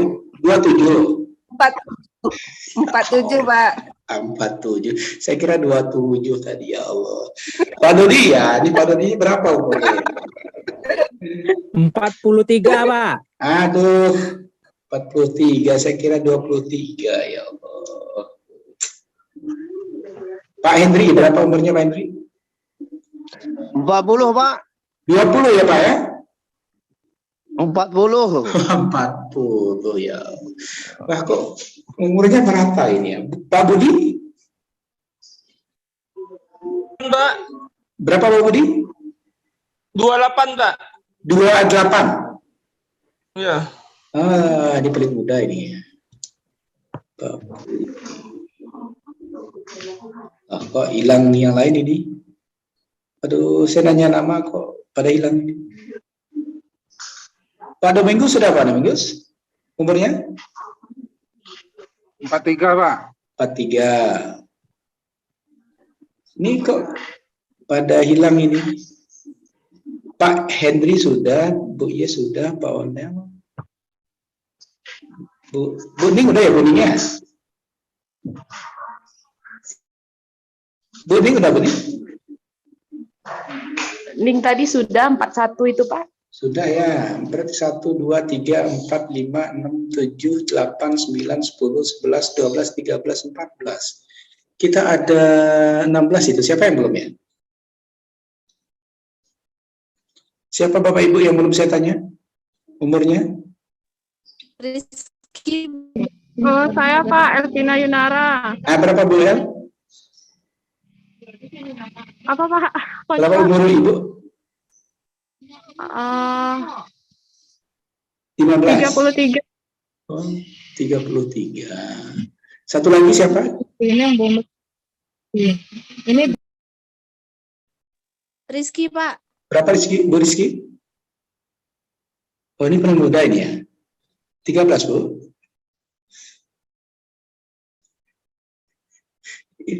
Bu Rizky berapa, Bu Rizky? Waduh, Bu Rizky setelah ditanya diam aja. Bu Rizky berapa, Bu Rizky umurnya? Bu Rizky mute. Aduh. Bu Ning tahu berapa umur Bu Rizky? Enggak tahu, Pak. Udah tahu ya. Bu Rizky berapa umurnya? Bu, waduh, enggak terdengar. Ya Allah, enggak ada suara Ibu tuh. Berapa, Bu? 8, Pak.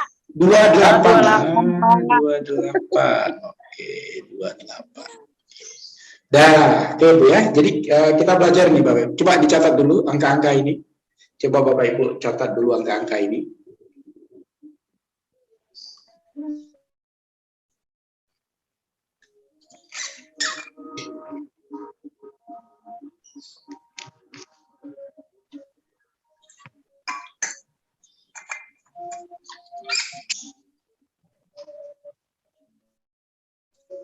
Enam belas, 3, 7, 8, 9, 10, 14.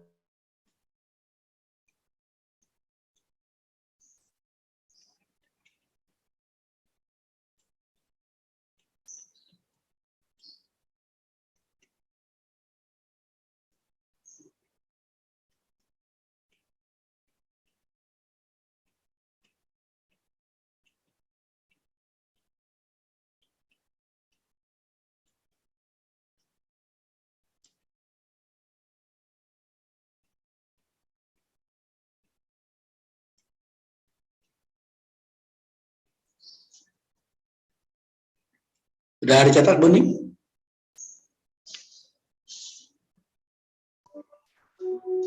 Bu Ning? Siapa? Ya, berapa data terbesar Bu Ning?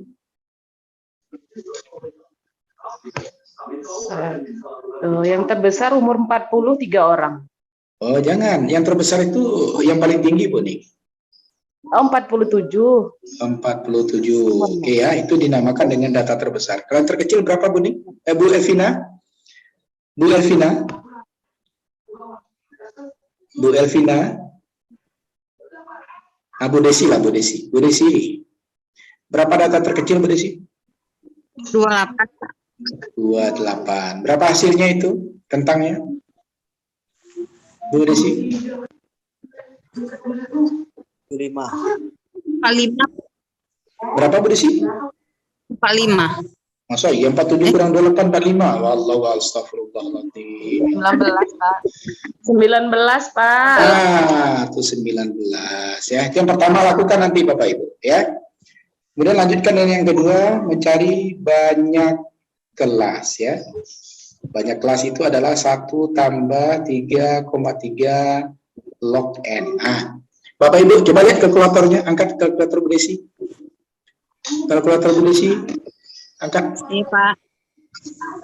Oh, HP Bu. Coba cek yang ada logaritmanya Bu Desi. Coba lihat ada nggak yang logaritmanya. Bu Ning pakai HP apa Bu Ning? Pakai HP juga. Pakai HP. Coba cari cek yang ada logaritma. Jadi di HP itu ada itu lognya. Logaritma, kosinus, sinus gitu ya. Ada Bu Yes? Coba Bu Yes cek Bu Yes. Enggak ada, Bang. Ada. Ibu HP Bu HP Ibu serancak Pak Bu. Ada itu. Cek. Kalau enggak ada Bu, enggak bisa Bu. Anak Ibu ada nampak di belakang. Tanya kayaknya mah kosnya ya. Tahu ya tuh. Logaritma. Ya. Dibalik. Ada Pak, ada Pak. Ada kan, ada ya. Apa tadi itu yang ada? Apa tadi yang bilang ada? Henry Pak. Oke, berarti 1 tambah 3,3 log. Coba kita hitung berapa ini? 1, 2, 3, 4, 5, 6, 7, 8, 9, 10, 11, 12, 13, 14, 15, 16. Berarti log 16. Coba tekan log 16 sama dengan berapa Ibu?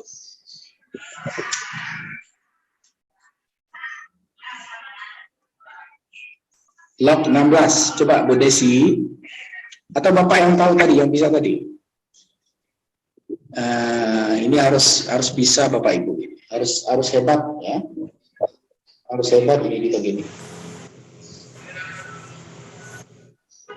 4,97 Pak. 4, benar Ibu ya? Coba Bu Yes, angkat Bu Yes, lihatkan ke layar Bu Yes, biar saya cek lognya benar nggak? Bu Desi atau siapa tadi? Angkat Bu Yes, nggak nampak Bu Yes. Pas di kamera Bu Yes. Angkat Bu Yes. Bu Yes pakai apa ini? Hitam sana Pak Bu Yes. Log 16 berapa?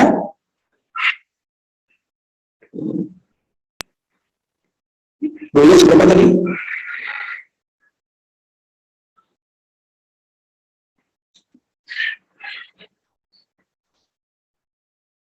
Cobalah saya cek ya. Nanti Bapak Ibu lihat ya apanya itu.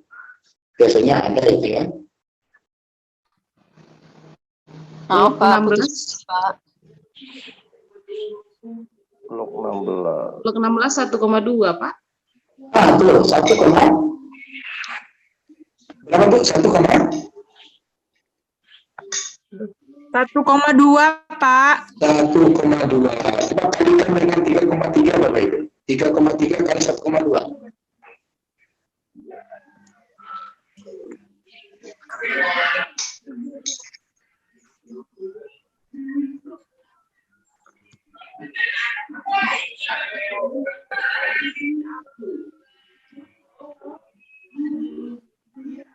Ya, 1,204 ya benar.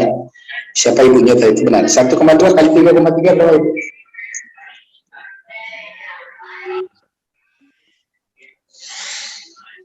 Tiga 3,96 Pak. 3,96 ya, 3,96. Berarti ini sama dengan tambah 1, 4,96. Ini saya mendekati 5 ya. Jadi banyak kelasnya 5. Paham Ibu sampai di sini? Pelan-pelan lah kita berarti ini ya. Paham sampai di sini Bapak Ibu?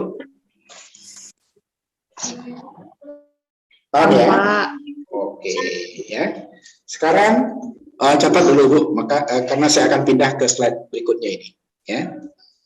Catat dulu Bapak Ibu biar ini adalah catatan kita hari ini lah ya.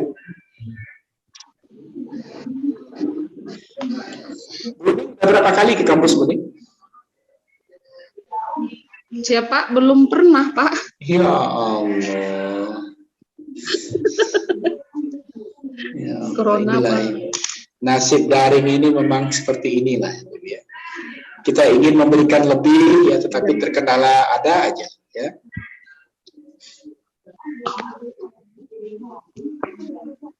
Oke, sudah selesai Bu mencatatnya, Bu Yes? Udah Pak. Udah, kita lanjut ya. Kita lanjut, sekarang kita bikin di sini daftar distribusi frekuensi umur responden ya, umur responden. Berarti umur di sini kita mulai dari umur terkecil berapa tadi Bu Yes umurnya? 28 Pak. 28. Oke, sebelum itu kita kembali lagi ke data tadi. Kita butuhkan di sini interval ya, atau panjang kelas di sana tadi namanya ya, interval atau panjang kelas ya. Ini rumusnya adalah rentang, sama dengan Ibu ya, rentang dibagi dengan banyak kelas ya. Maka di sini rentangnya berapa Bapak Ibu? 19 ya, dibagi dengan 5. Ini berapa Ibu? 19 bagi 5 Bu Yes? 19 bagi 5? 3,8 Pak. Berapa Bu? Kurang jelas. 3,8. 3,8. Kita bulatkan menjadi 4 ya. Jadi panjang kelasnya kita 4 ya. Oke, saya coba on kamera sebentar ya, biar Bapak Ibu tahu maksud saya. Ini adalah panjang kelas ya, panjang kelas 4. Banyak kelas kita nanti 5 ya. Kita coba cari ya berapa nilai masing-masingnya ini. Oke, 28 gunakan jari tangan Bapak Ibu. Tadi dikatakan interval yang kita gunakan itu 4 ya. 4 itu jarinya 4 seperti ini Bu. Jadi kan kita 5 nih.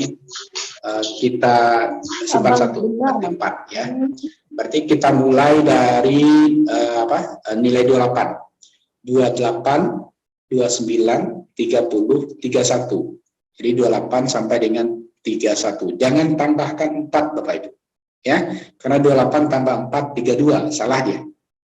Kita mulai dari 28, 28, 29, 30, 31. Maka di sini menjadi 32, 32, 33, 34, 35. Ini 35. Ya. Kemudian 36, 36, 37, 38, 39, 39. Kemudian 40, 40, 41, 42, 43, 43. Ya, Bapak Ibu. Ada lagi umur di atas itu? Masih ada ya, berarti kita lanjutkan. Kita lanjutkan.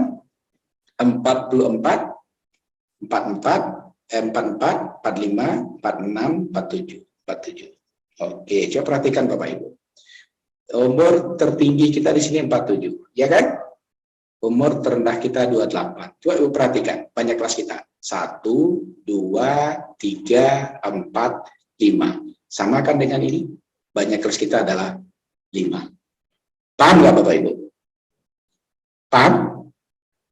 Jadi kalau Ibu benar ya, menggunakan aturan statistik, semua yang kita bikin itu bermakna Bapak Ibu.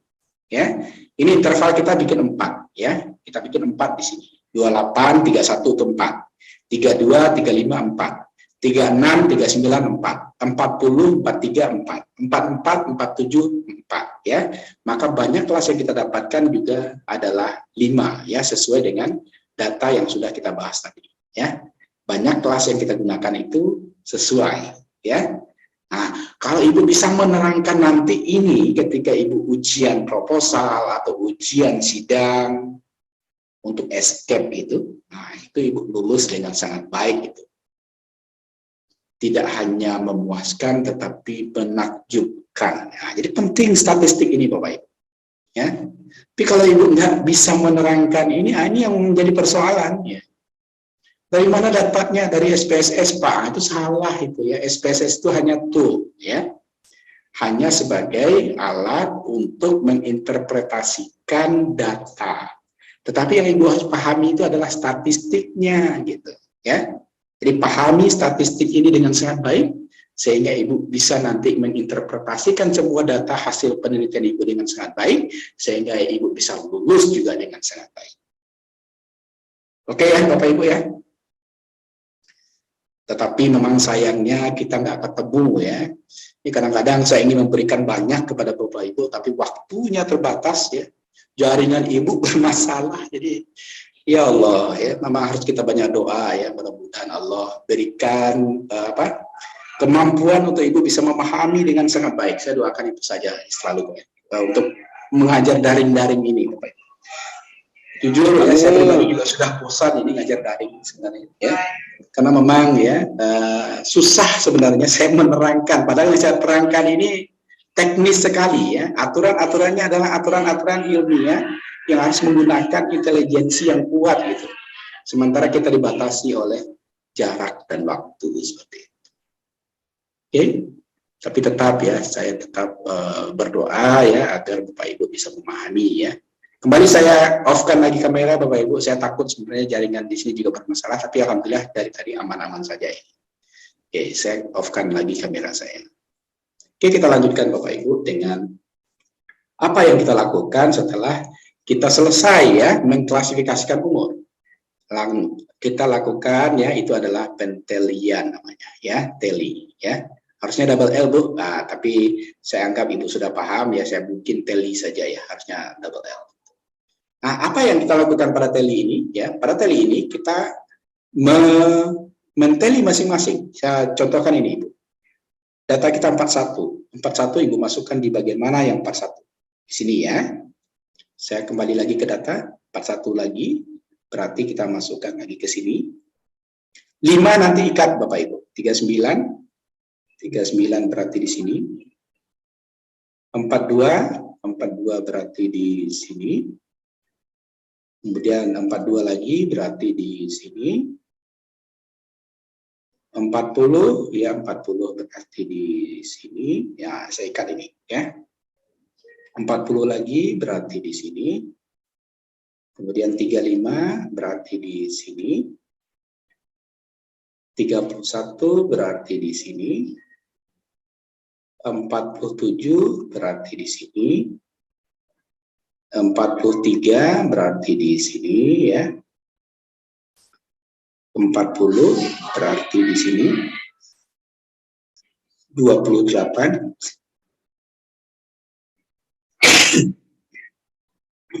43 lagi berarti di sini.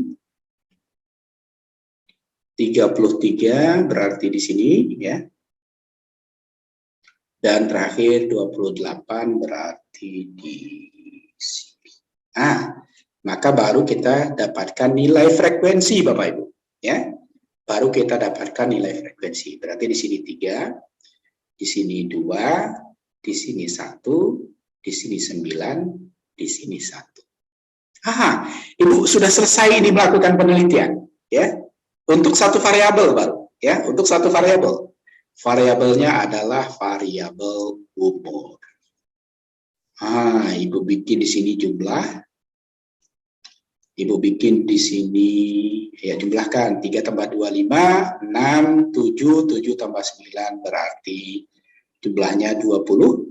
16 ya, sorry ya. 10 11 tambah 5 berarti 16. Ini dapat Ibu satu data univarian ya tentang umur responden. Ini umur Ibu ini. Bagian apa yang Ibu nanti garis bawahi dari umur ini? Maka dari hasil penelitian, umur responden rata-rata berada di mana? Antara 40 sampai dengan 43. Kenapa Ibu ambil itu? Karena jumlah terbanyak. Ya, karena jumlah terbanyak. Tapi apakah itu bisa langsung? Tidak, ya. Kita harus lanjutkan dengan yang dinamakan tadi adalah central tendency. Apa yang kita lakukan? Mencari nilai rata-rata sigma Fi kali Xi per sigma F. Gitu.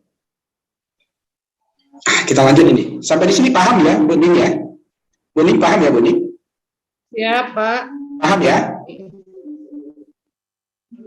Insya Allah sampai sekarang paham, Pak. Alhamdulillah. Mudah-mudahan sampai seterusnya, Bu. Ya, jangan sampai hilang dari kepala Bapak Ibu ya. Ini penting ya. Saya selalu sampaikan ini penting ya. Kalau Ibu lupa ini, lupa semuanya nanti ya, bahaya ya. Sekarang kita cari nilai rata-ratanya Ibu. Hari ini sampai rata-rata sajalah ya. Takut saya berikan banyak-banyak nanti. Saya berikan banyak semuanya hilang kan kacau. Ya apa, kita pelan-pelan ya, mudah-mudahan Bapak Ibu bisa memahami.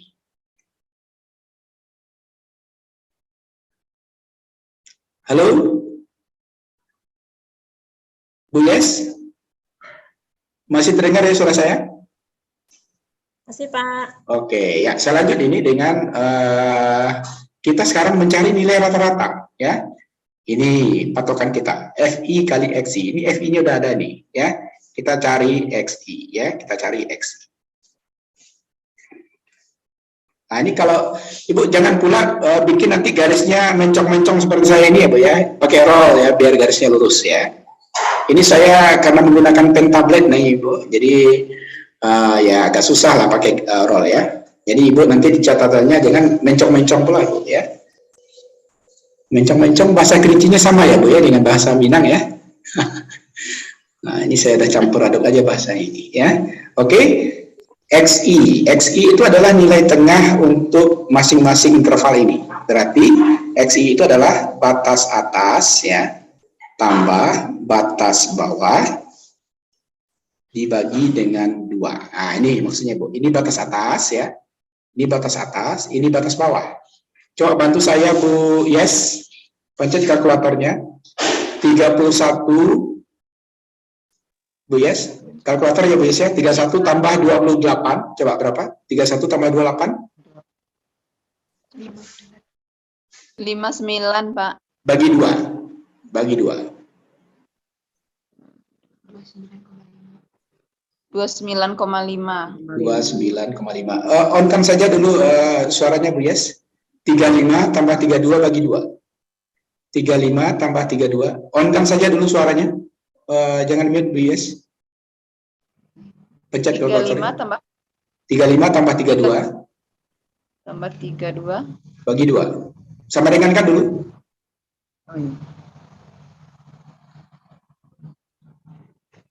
33,2, Pak. 3,5, Pak.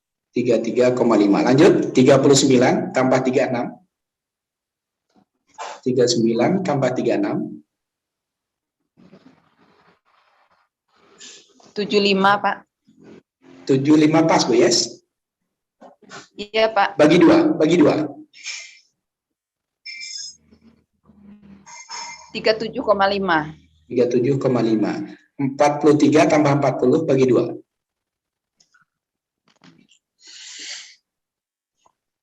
41,5. 41,5. 47 tambah 44 bagi 2. 45,5. 45,5. Langsung Bu Yes, FI kali XI. Kalikan Bu Yes. 3 kali 29,5. Tidak usah dimatikan dulu suaranya. 29,5 kali 3. 88,5, Pak. 88,5. 33,5 kali 2. Ini 77 ya. 67 ya. 67 ya. Ini nggak usah ya, saya tahu nih 37,5. 9 kali 41,5. Putus, Pak. 41,5 kali 9. 41,5 Putus, Pak. 41,5 kali 9 Bu Yes.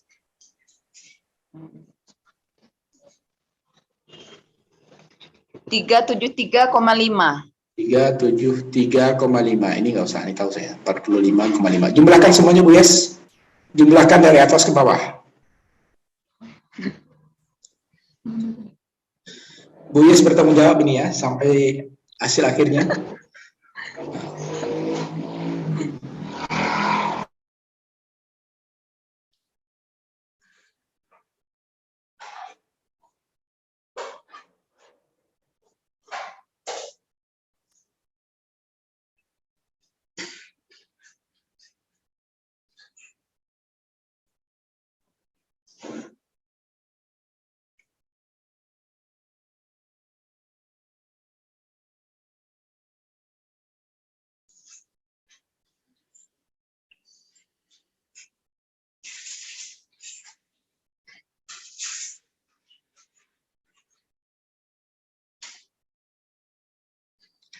Bu Neng paham Bu Neng?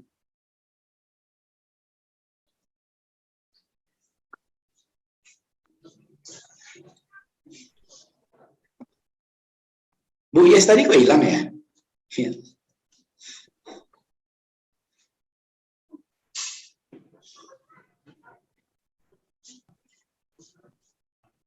Waduh.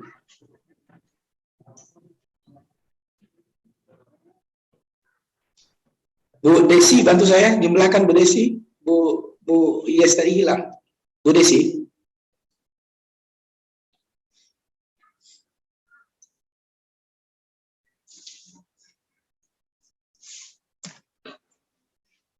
Bu Neng, Bu Neng. Halo Bu Neng. Bu Neng bisa dengar suara saya? Bu Neng. Halo. Bu Neng.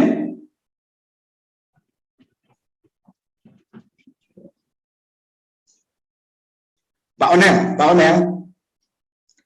Pak Onel. Ya, siapa? Bisa dijumlahkan Pak Onel. 88,5 tambah 67 tambah 37,5 tambah 374,5 tambah 45,5 ini coba jumlahkan Pak kawannya. Ya, ya Pak. Ya. Jangan salah ya kawannya ya.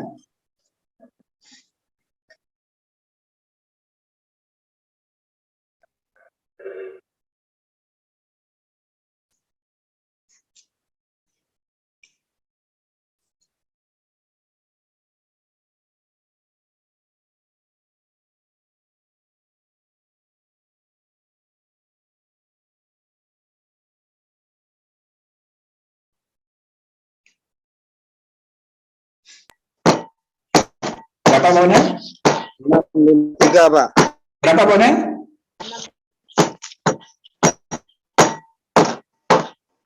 653 Pak. 653 pas kawannya? Pas ya? Pas.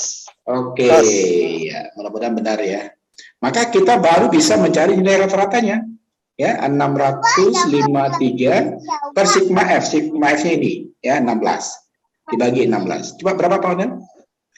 Dibagi 16. Bagi 16.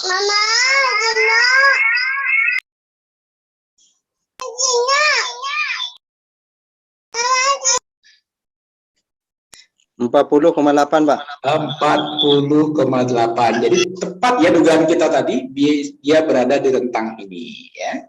Tepat dugaan kita tadi. Itu biasa kita berhipotesis ya.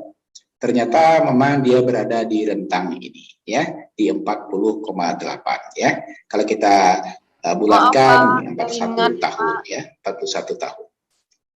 Oke, Bapak Ibu ya. Kita agak pelan-pelan saja Bapak Ibu ya, jangan dipaksakan. Saya takut kalau dipaksakan semuanya hilang ya. Ini salah satu contoh ya hasil setelah kita gunakan statistik untuk mengolah data kita Bapak Ibu. Ya, kita sudah dapatkan salah satu analisa univariat ya untuk mencari nilai rata-rata. Mungkin besok kita akan lanjutkan dengan menguji yang lainnya, sehingga nanti Bapak Ibu bisa ya membuat skripsi itu dengan sangat lengkap dan memaknai hasil-hasil yang kita dapatkan di dalam penelitian.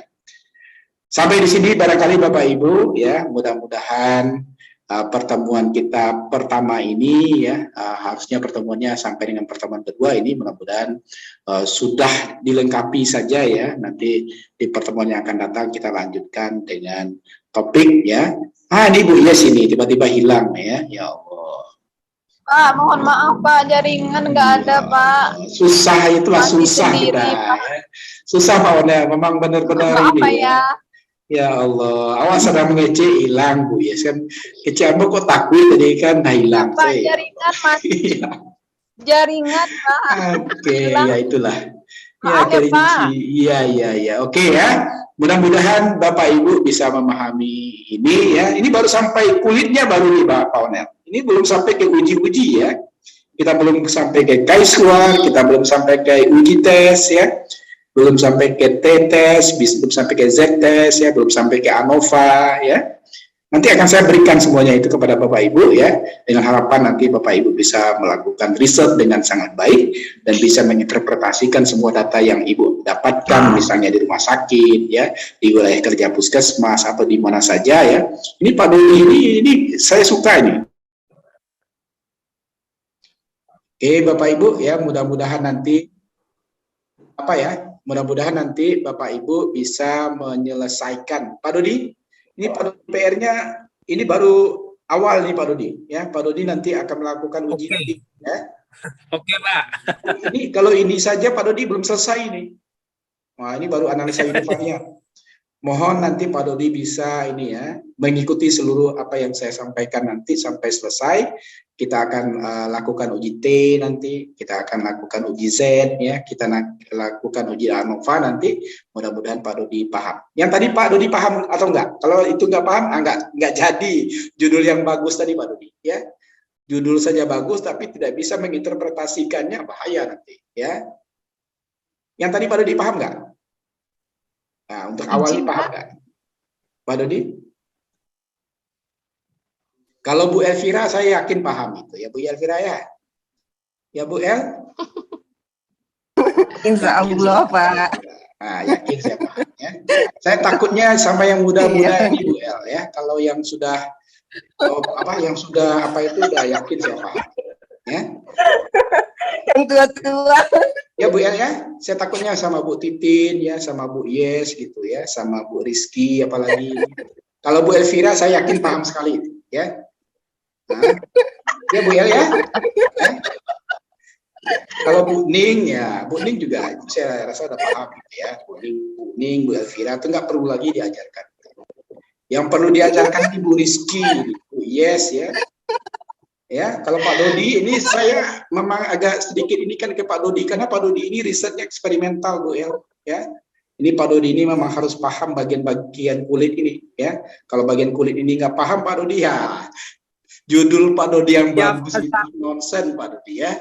Saya sudah langsung kan judul Pak Dodi itu. Ya, bisa kita nanti ya kalau seandainya Pak Dodi bisa melakukannya dengan baik, nanti kita bisa publish di jurnal internasional. Itu kemauan saya untuk Pak Dodi itu karena judulnya bagus itu ya.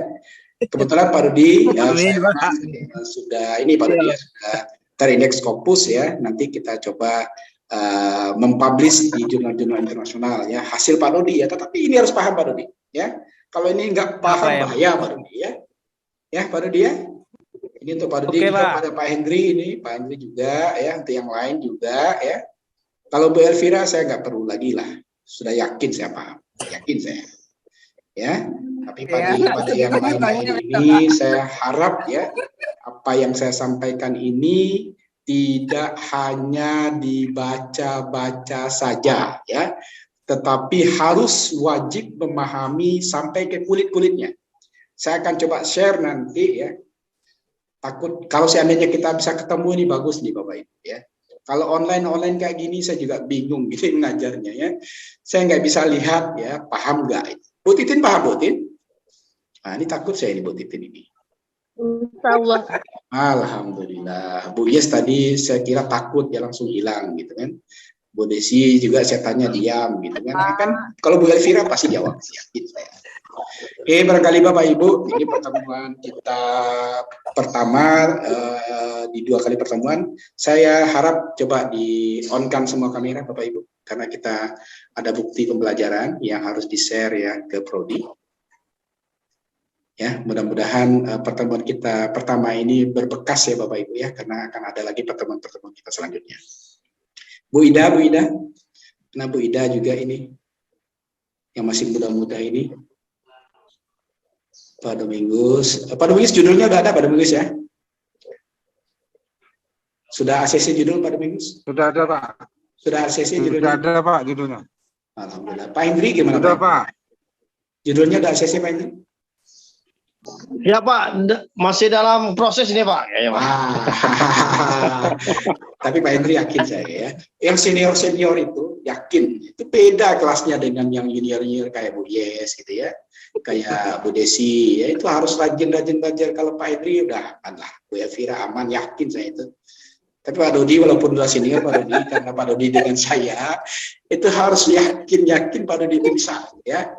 Kalau nggak bisa awas Pak Dodi ya, harus bisa karena nanti rusak citra kita ya Pak Dodi ya. Ya, Bu Rizky itu harus bisa bagus ya. Ya Rizky, Pak. ya. Oke, saya ambil fotonya mungkin senyum terbaik Bapak Ibu. Oke. Sampai di sini barangkali pertemuan kita Bapak Ibu, saya sudahi. Mudah-mudahan sedikit yang saya berikan ini ada efeknya ya, terutama untuk kemajuan riset Bapak Ibu di masa yang akan datang. Saya akhiri. Assalamualaikum warahmatullahi wabarakatuh. Waalaikumsalam. Waalaikumsalam.